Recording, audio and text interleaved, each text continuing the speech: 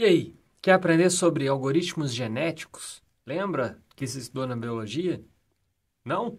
Então vamos relembrar nesse vídeo.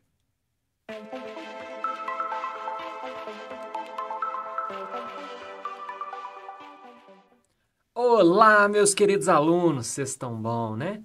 Bom, nesse vídeo a gente vai continuar falando de algoritmos de busca. Fizemos uma pausa no vídeo passado, né, nos vídeos passados, para explicar alguns conceitos básicos de Python para vocês. Agora a gente retoma algoritmos de busca. Nesse vídeo, então, nós vamos apresentar os conceitos de algoritmos genéticos, então a teoria da evolução e algoritmos evolutivos. Então, um pouco mais de teoria, para depois a gente ir de fato para exemplos de algoritmos genéticos. Então, na natureza, todos os indivíduos dentro do ecossistema, eles competem entre si por recursos limitados.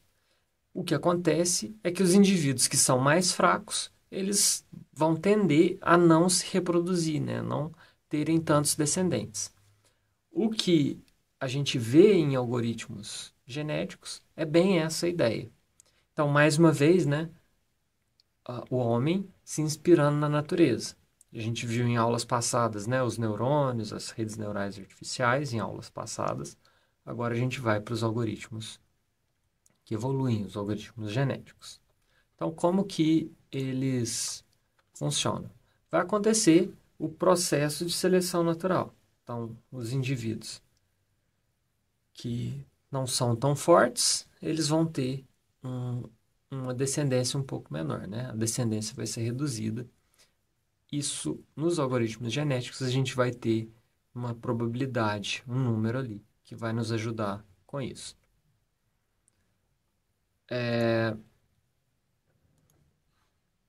Então, no final das contas, essa teoria está dizendo: indivíduos evoluídos vão sobreviver.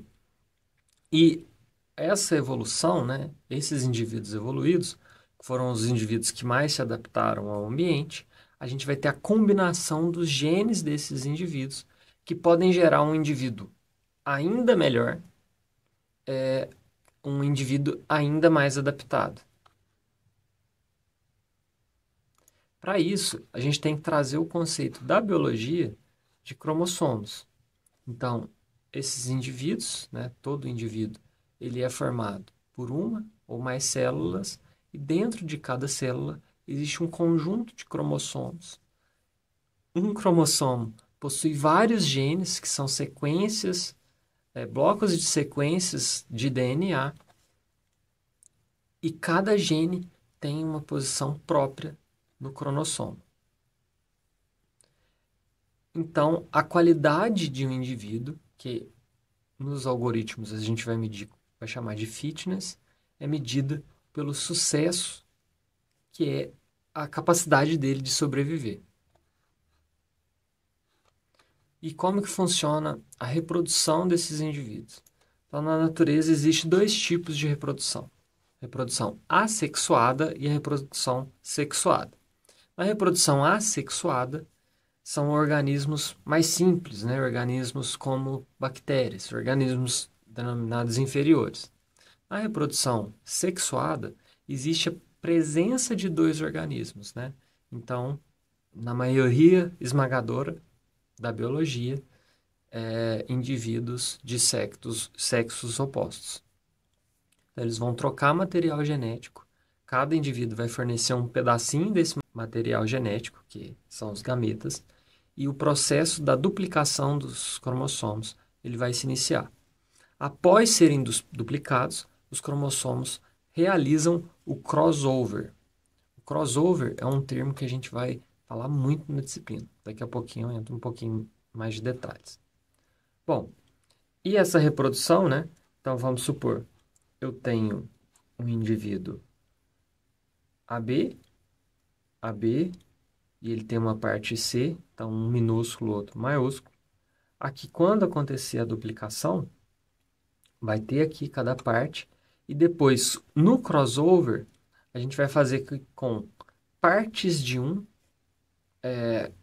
compõem o gameta ali, o cromossomo completo do outro. Essa é a ideia. Então, o que é o crossover, né? Crossover de um novo indivíduo através de uma combinação das células gametas. Então, basicamente, tá, a gente sabe, tem um indivíduo aqui, um indivíduo aqui, a gente vai fazer o cruzamento de partes deles para gerar um novo indivíduo, claro. Então, o crossover recebe esse nome porque fisicamente um cromossomo se cruza com o outro para realizar a operação. Então, por causa disso, o crossover, e a gente vai manter o termo em inglês. E aí, há casos, né, que está acontecendo, quando a gente tem essa troca de material, está acontecendo uma mutação ali.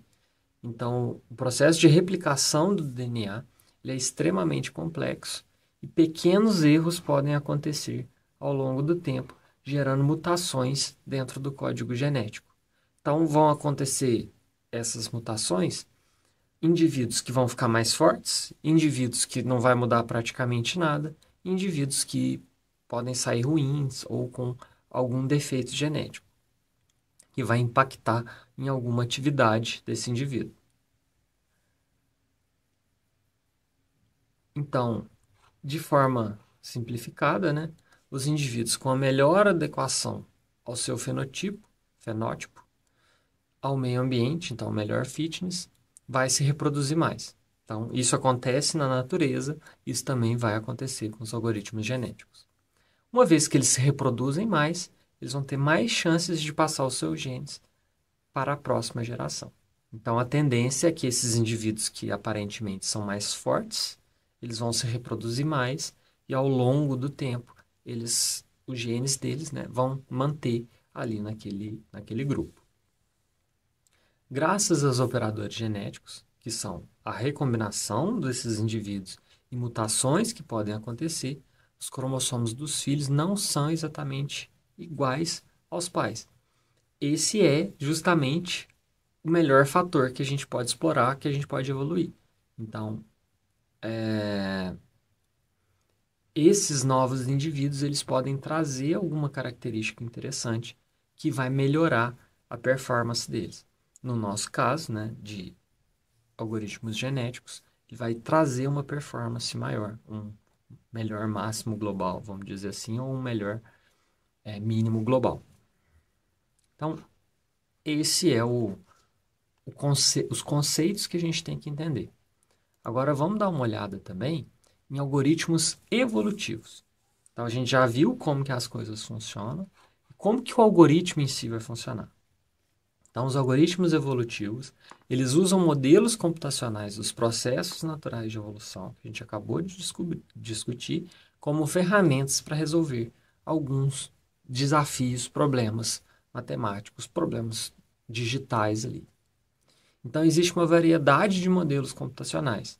Em comum, a gente vai ter esse conceito de simulação da evolução das espécies, o uso de operadores de seleção, mutação e reprodução, e todos esses processos dependem do desempenho dos indivíduos, dessa espécie dentro do ambiente. No final das contas, então, a gente vai seguir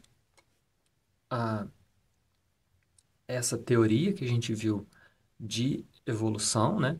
E aí a gente vai definir alguns parâmetros, e esses parâmetros vão fazer com que o nosso algoritmo performe de formas diferentes.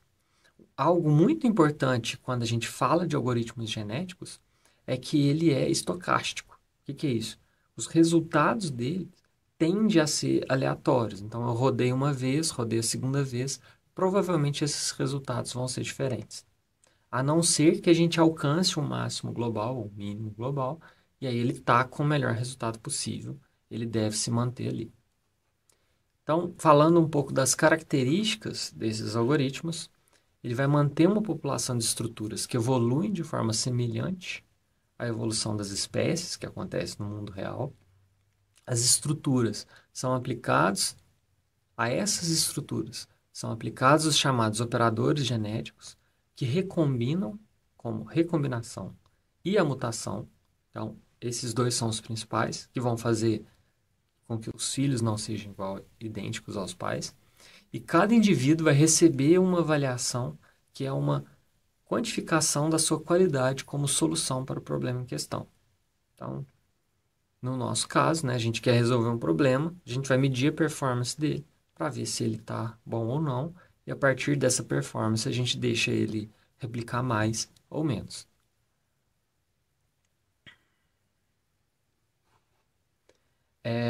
E aí, falando desses algoritmos, né, eles são ótimos?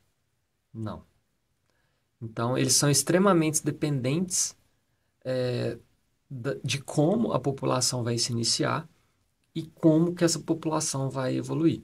Então, isso não faz com que eles sejam completos e ótimos, né? Nem sempre eles vão gerar resultados ótimos.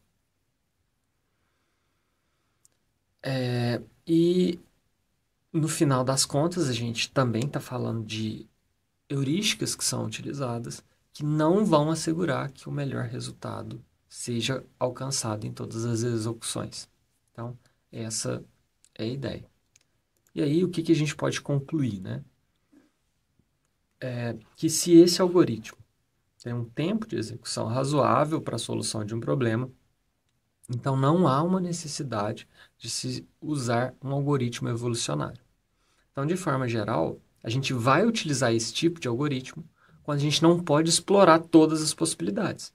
Então, esse é o motivo no qual os algoritmos evolutivos, né, os algoritmos genéticos, vão ser utilizados. Então, de forma geral, aí para a gente fechar, né, esses algoritmos evolucionários entram em cena para resolver problemas cujos algoritmos exatos são extremamente lentos ou incapazes de obter uma solução. Então, note que esse tipo de algoritmo, como ele não explora todas as possibilidades, ele não é exato, a gente tem problemas restritos e tem os casos que são quando os algoritmos exatos vão estourar em espaço, vão estourar em tempo, vão demorar muito tempo, a gente utiliza esse tipo de algoritmo. Beleza? Então, obrigado você que assistiu o nosso vídeo até o final. Espero que você esteja gostando do nosso conteúdo e na próxima aula a gente vai trazer exemplos concretos e mostrar como que de fato é feito a recombinação, as mutações. É isso aí, valeu!